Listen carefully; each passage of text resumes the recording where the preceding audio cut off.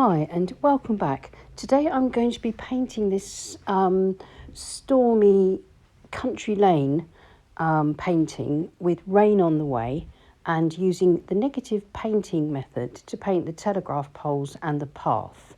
It's a very interesting method and well worth practicing because you can create some really good sort of contrast, light against dark, if you can practice this. I'm using Millford cotton cold pressed watercolour paper. It's taped to my board with ordinary decorators masking tape, and my board's at an angle of about 45 degrees so that gravity will help me paint. I'm using my large Chinese calligraphy brush. It's a goat hair brush with 3-inch bristles. It holds a lot of water and I'm using it to wet my page in my sky area, leaving a few dry patches so I get some soft and hard edges. Now I'm starting off with some raw sienna here, and then I'm going to mix up the remains of Prussian blue, burnt umber, indigo and Paynes grey, which is left on my palette. I'm afraid I don't currently have a setup enough to be able to show my colour mixing, but literally you can mix a neutral, lovely neutral colour up out of anything that's left on your palette. And I'm just going to spread it on really thick here in the sky area, leaving that bright yellow area top middle. You can see I'm really piling on the paint here. I'm going to be using the wet in wet water spray method to get the paint to flow, and I'm going to tip and tilt my board, moving the paint around, getting it to diffuse gently with the water spray. You can see it running down the page because of the angle of my board. And then just before it starts to obliterate all my pale areas, I'll pick it up, turn it 90 degrees. You can see the paint now will run sort of horizontally, if you see what I mean. It looks vertical, but it's across the horizontal horizon axis of the painting. And I'm trying to keep it from covering that yellow area, which I want to keep as a nice burst of sunlight in the sky. I'm now happy with the way things look, so I've laid my board flat, and that will stop the paint running any further, and I can just spread any bits out that are a bit uneven, working quickly. The beauty of working wet in wet like this on cotton paper is that the effects that seem quite drastic to start with just mellow out as it dries. Everything dries back a lot lighter. All these strong colours become quite sort of neutral but very interesting when they dry. Now this is the corner of a plastic store card. I'm just etching through the wet paint just to create the basis of my pathway and a horizon line about sort of just over halfway up the page. That will soften and diffuse back as the paint dries, but it's just going to give me the starting point for my path. I now need to leave it to dry completely and come back and see what I'm left with.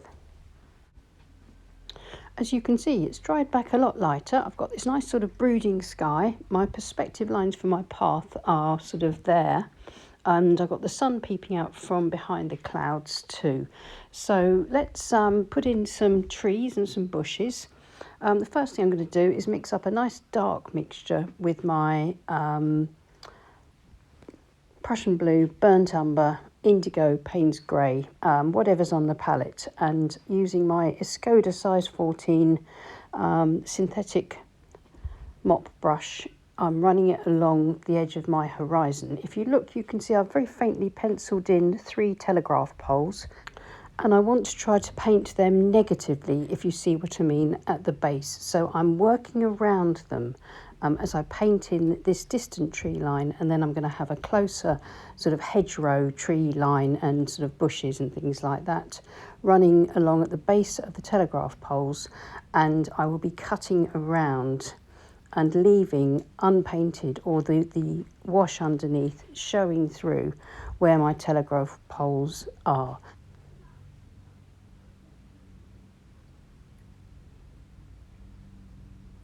And I can drop in some darker paint at the base of the bushes just to add shadows. Now I'm just going to fast forward the film a bit and show you, now that I've got the field in at the front with some dry brush, and I've begun to paint in the bushes with a browner mixture of this same neutral mixed from all the colours on my palette. I hope you can see that the path has now appeared through negative painting. It's just the wash showing through underneath, as have the telegraph poles. They're just unpainted areas, but it tricks the brain into thinking that there's a pole there. Now, using my store card, I'm etching in some quick branches, trunks into my hedgerow, and now with my synthetic mop, I'm back to this side and show you how I painted those other bushes in, cutting around this telegraph pole. So I've got a richer, darker mixture, and I'm dropping some dark paint into the hedgerow here and there just to vary up the tones. And then I can carry on around this side, just doing very rough, scribbly brushwork, just to indicate these lovely loose trees. The important thing though is not to paint over my pole. You could cut round the pole with a flat brush first and then continue painting out with your mop brush. But I'm just going to persevere here and just make sure I can build up some of these sort of little bits of canopy of these bushes and trees. I think it's starting to look quite nice. I'm quite pleased with the way it's looking. It's very loose brushwork. It's very scribbly. It's very sketchy, but I think it demonstrates what a powerful and brilliant effect negative painting can give you. So just putting a few more trees through the darker, richer paint there, or rather a few more branches.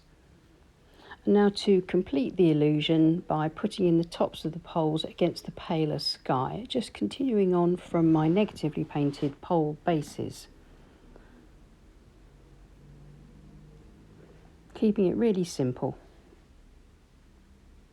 Same with this one. And the same with this one. You can see they're getting smaller as they get further back because of the perspective.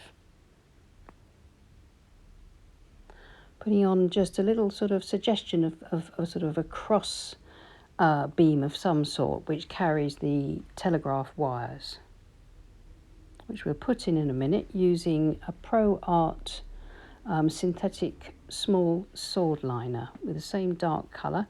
Just got to take a little bit of a run up and sort of decide, when I'm going to go, because I want confident lines. I don't mind if they're a bit out of place, but they have to be confident. That'll do. Just sort of practicing the curve and then putting it in. I think the more confident you are when you put in lines like that, and not minding whether they skip a bit or miss, it's just creating that impression. Just dabbing off with a tissue, and I'm really pleased with the way these look. I think they work really nicely.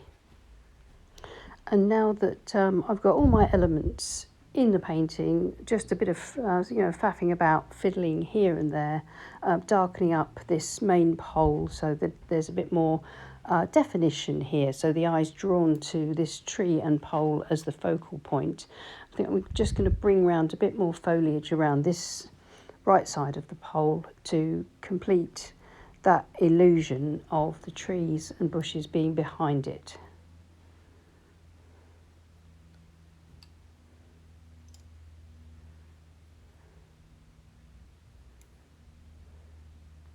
There may be just a few sort of straightening marks, and then some more branches running through the gaps. Nothing too much, just enough to, as I say, cement that illusion. So it is just the finishing touches now. I'm going to use the corner of the store card and scrape through a few more branches. What it does is it etches through the paint and shows the paler wash underneath. And so again, it adds some light, like the negative painting does, into the darker areas of the trees. Now this is my small calligraphy brush. I'm going to paint in a leafless tree rising just above the hedgerow here. I think that just breaks up the hedgerow a little bit more, adds a bit more variety of brushwork, a little bit more interest, and just finishes the hedgerow off quite nicely.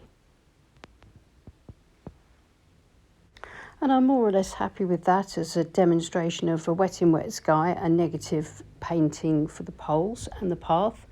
So here it is. I've removed the tape, put it against a plain background, and I think you can see that it looks reasonably effective. It's very loose painting, the brushwork's loose, there's nothing sort of too detailed, but hopefully it suggests the scene that I'm trying to convey. So something like this will just take a little bit of planning. It takes letting go a bit and letting the wet in wet method for the sky sort of really paint itself, and then working on top of what you've got and paying attention to perspective and the positioning of things like poles that you want to negatively paint. So thank you so much for watching. Please leave us a like and subscribe to my channel if you haven't already. That really does help with my reach. And thank you so much to my wonderful Patreon group who support this channel. And I'll see you again soon. And happy painting. Bye.